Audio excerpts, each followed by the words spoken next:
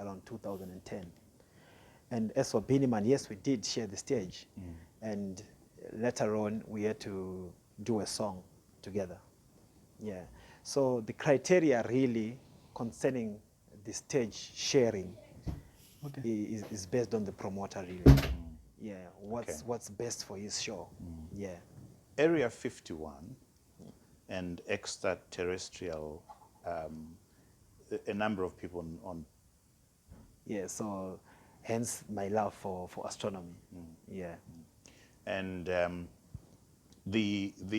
what would be, as you sit here, what's the next big thing for you? You know, we have dreams, and they're ambitious in a way. We always want bigger and better things for ourselves as a people. But, you know, there are certain things that will then be beyond our control given the circumstances, right? Every artist wants to be the next Davido, the next Wizkid, the next Jay-Z. But in our situation, we are limited in many ways to achieve that greatness. Yeah. First we go the financial side of it. Right. Yeah, it has been a very big blow on the artist side. Because given the present situation, right? For instance, I want to establish myself, let me say next door South Africa. It's going to be a different ballgame altogether. Here, Mr. Trevor can just call me and say, Winky D, we need you for an interview.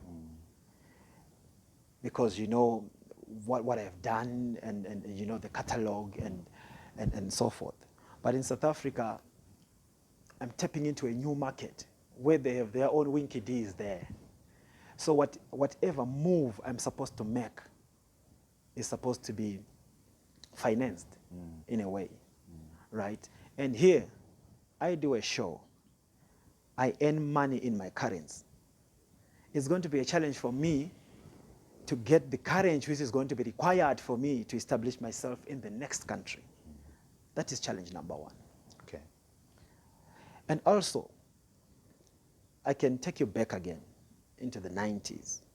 We had record labels which were there to identify talent, nurture it, and take it to the world. That thing is no longer available in the present setup. It's a DIY situation that we are in right now.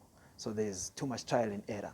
But back then they would have a record label with the structures in place. All right, we want our music to be played in Mozambique. They had the structures in place. We want our music to be played in Zambia, Malawi, South Africa. They had those structures in place. But right now, as we are operating, we don't have those structures. And it's also a challenge for us as an artist now. Yeah. And people would think that you have such a huge following, not just in Zimbabwe, but all across the world. Yeah. And that because of that, brand recognition and the popularity that you have, that maybe you ought to be focusing more, not just ignoring the domestic market, but also focusing more on becoming an international star. Is that something, is that a fair comment, a fair assumption to make? Well, the international aspect now is actually clouding the minds of a lot of artists. Because for one to be great, he has to be validated elsewhere. And which is a wrong yardstick altogether. Let's look, for example, South Africa or Nigeria. We get to know them after they are big in their countries. But for us now, we have an example. Shasha, she won an award recently. South African award, that is. But she came from Zimbabwe. And don't think she wasn't doing music that time. She was doing music. But right now, after the validation from South Africa, everyone is like, wow, yeah, she's good. But she has always been good. So we have a mindset that we believe anything that we make is not good enough until somebody else from elsewhere comes and say, this product is nice. Then everybody's going to open their eyes and say, yeah, he's one of us. He's ours. So we have to change our mindset. And we have to understand that the way music moves, in a way, it's politics, right? Everybody is there to safeguard his or her own territory. So if we as a people don't appreciate what we have until somebody else comes and validates it for us, then we are in a serious mess as far as growth of the industry is concerned. That coming from somebody who's got this big following, do you think that the Zimbabweans see the creativity that you have, see the potential that you have? Do you feel, you've said you feel the love Yeah. and the recognition?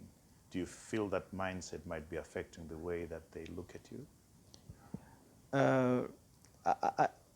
It depends now, because it's one thing just to like a track and say, okay, I like a track being played maybe within the local setup. But when you move from that local setup, right, you are in Senton there, the biggest club in Senton. Are you also going to vibe to that same track you were vibing to when you were home?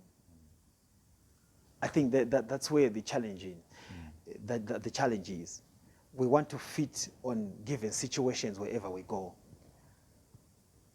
We don't want to carry whatever that is ours with us.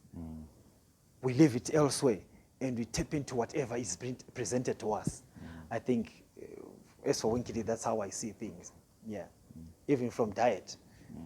You go to Frankfurt, you now want French eggs and things like that. But here, when you're home, you are able to make those by yourself, but you don't. There's something that you make for yourself. But when you just cross the borders now, it's a different thing altogether. You want to fit in the given situation. Yeah. Let me move on now to the many questions from your fans on Twitter.